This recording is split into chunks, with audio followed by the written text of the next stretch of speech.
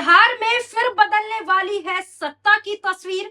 क्या नीतीश कुमार खामोश है या किसी बड़े राजनीतिक दांव की तैयारी में लगे हैं? आखिर क्यों घबराकर सम्राट चौधरी ने बुलाई अचानक बैठक? बिहार की राजनीति में एक बार फिर हलचल तेज हो गई है। एक तरफ एनडीए की एक अहम बैठक बुलाई जाती है, तो वहीं दूसरी तरफ जेडीयू के भीतर से लगातार ऐसे बयान सामने आने लगते हैं जो ये संकेत देते हैं कि सब कुछ सामान्य नहीं है, सब कुछ ठीक नहीं है। और इसी बीच बांकीपुर विधानसभा उपचुनाव अचानक पूरे बिहार की राजनीति का केंद्र बन जाता है।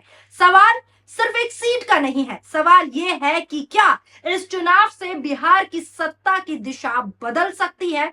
सवाल यह है कि क्या जेडीयू और भारतीय जनता पार्टी के रिश्तों में सब कुछ पहले जैसा है या अंदर ही अंदर नाराजगी बढ़ रही है। सवाल यह है कि क्या नीतीश कुमार अब भी गठबंधन की सबसे बड़ी ताकत है और आखिर ऐसा क्या हुआ कि मुख्यमंत्री सम्राट चौधरी को अचानक एनडीए की बैठक बुलाने पड़ी। नमस्कार, आदाब, सत श्री अकाल, स्वागत है आप सभी का पीआरबी में और मैं हूं आपके साथ फराह खान। दोस्तों, बिहार की राजनीति का नया मोड़ अब शुरू हो चुका है। बिहार की राजनीति में शायद ही कोई महीना ऐसा गुजरता हो जब कोई नया समीकरण और नई खबर, नई चर्चा सामने ना आती हो। ये वो राज्य है जहां दोस्ती भी चर्चा में बनती है और दुश्मनी भी चर्चा में बनती है और चुप्पी भी। और सबसे बड़ा राजनीतिक संदेश जो है इन सभी को माना जाता है। पिछले कुछ समय से बिहार में कई ऐसे घटनाक्रम हुए हैं जिन्होंने राजनीतिक गलियारों में पूरी तरीके से नई बहसों को जन्म दे दिया है। सबसे पहले सत्ता परिवर्तन, फिर नेतृत्व को लेकर चर्चाएं तेज हुई, उसके बाद सहयोगी दलों के नेताओं के बयान और अब जो ताजा खबर, ताजा अपडेट आ रही है वो है बांकीपुर विधानसभा उपचुनावों को लेकर। यानी बांकीपुर विधानसभा उपचुनाव यानी घटनाएं अलग अलग दिखाई दे रही हैं, लेकिन क्या इनके पीछे कोई एक बड़ी राजनीतिक तस्वीर बन रही है, यही समझना अब सबसे ज्यादा जरूरी है। सबसे पहले हेडलाइन देखिए जो आपको स्क्रीन पर मैं आपको दिखा रही हूं। बांकीपुर चुनाव के बीच सीएम सम्राट ने बुलाई बैठक, नीतीश कुमार भी रहेंगे, पीके के खिलाफ बनेगी क्या रणनीति? ये सवाल है कि क्या इस बैठक में पीके के खिलाफ रणनीति बनेगी। बांकीपुर विधानसभा सीट पर होने वाले उपचुनाव के बीच 10 जुलाई को एनडीए की बैठक होने जा रही है। मुख्यमंत्री सम्राट चौधरी ने ये बैठक बुलाई है जिसमें नीतीश कुमार भी खुद मौजूद रहेंगे। इस बैठक को लेकर तमाम बड़े बड़े सवाल उठ रहे हैं कि क्या बांकीपुर सीट पर होने वाले उपचुनावों को लेकर कोई रणनीति बनाने की तैयारी हो रही है।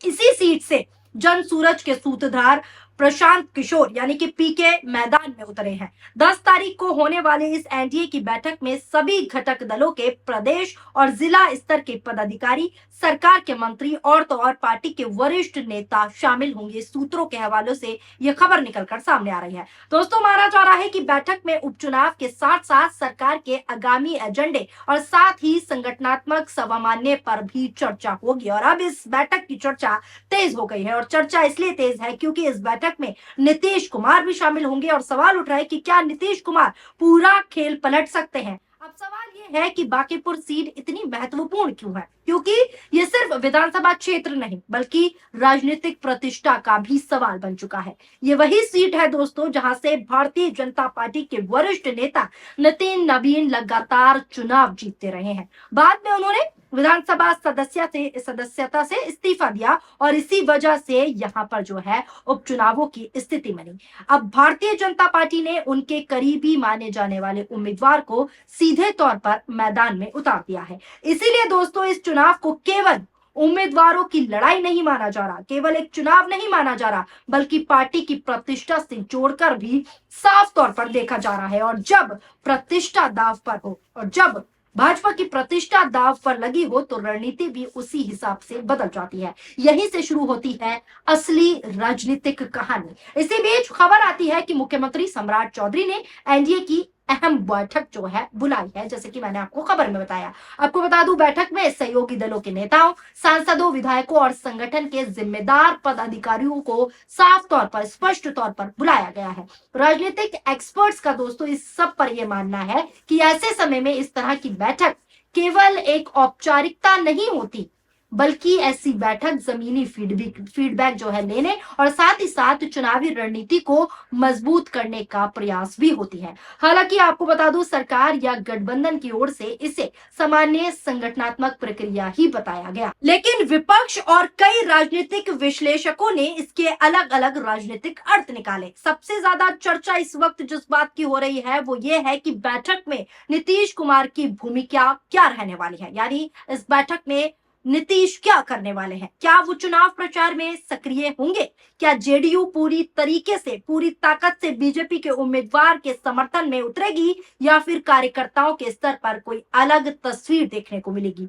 ये वही सवाल है जिनका जवाब दोस्तों आने वाले दिनों में बिहार की राजनीति तय कर सकते हैं। लेकिन कहानी यही खत्म नहीं होती, क्योंकि इसी बीच कुछ ऐसे बयान निकलकर सामने आते हैं जो राजनीतिक तापमान को पूरी तरीके से और बढ़ावा दे देते हैं। कुछ नेता सरकार की कार्यप्रणाली पर सवाल उठाते हैं, कुछ विपक्ष इसे गठबंधन की अंदरूनी खींचतान बताते हैं और इसी बीच चुनावी मैदान में नई राजनीतिक ताकतों की सक्रियता मुकाबले को और दिलचस्प बना देती है। अब सवाल दोस्तों इस पूरे मुद्दे को देखते हुए यह है कि क्या ये सिर्फ राजनीतिक शोर है या फिर किसी बड़े बदलाव की दस्तक, क्योंकि नीतीश कुमार कब क्या कर दे ये कोई नहीं जानता। और सबसे बड़ा सवाल कि क्या बिहार की राजनीति एक बार फिर करवट लेने जा रही है। तो दोस्तों बिहार की राजनीति में इस वक्त हर नजर आने वाले दिनों की गतिविधियों पर टिकी हुई है और हर नेता के बयान और चाल ढाल पर टिकी हुई है।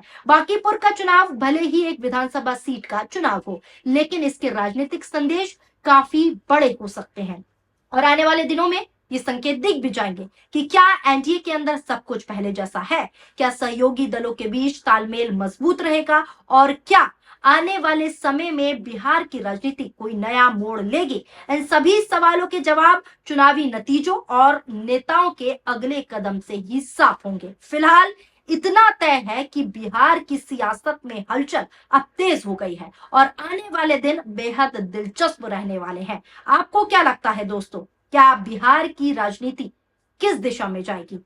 क्या आपको लगता है कि आने वाले समय में नीतीश कुमार कोई बड़ा खेला करने वाले हैं? क्या आपको लगता है कि अंदर ही अंदर या पर्दे के पीछे कुछ ना कुछ ऐसी खींचातानी चल रही है जो भारतीय जनता पार्टी दिखाना नहीं चाहती, लेकिन अंदर ही अंदर एनडीए में खींचातानी है, नाराजगी है और अंदरूनी कलह हो रहा है जो कि भारतीय जनता पार्टी देश की जनता को दिखाना नहीं चाहती? क्या वाकई ऐसा है और क्या नीतीश कुमार कुछ बड़ा करने वाले हैं और ये अहम बैठक जो होने वाली है आने वाले समय में उसमें नीतीश कुमार क्या कर सकते हैं? आपको क्या लगता है? आपकी जो भी राय हो नीचे प्रतिक्रियाएं अपनी जरूर दीजिएगा कमेंट बॉक्स में। वीडियो पसंद आई हो तो वीडियो को लाइक कीजिए। अगर आप हमारा ये वीडियो हमारे फेसबुक पेज पर देख रहे हैं तो हमारे फेसबुक पेज पीआरबी को फॉलो कर लीजिए। अगर आप हमारा ये वीडियो हमारे यूट्यूब चैनल पीआरबी पर देख रहे हैं और अभी तक आपने चैनल को सब्सक्राइब नहीं किया है तो चैनल को सब्सक्राइब करके बेल आइकन भी जरूर क्लिक कीजिएगा। वीडियो को ज्यादा से ज्यादा शेयर कीजिए। शुक्रिया, धन्यवाद, नमस्कार, जय हिंद, जय भारत।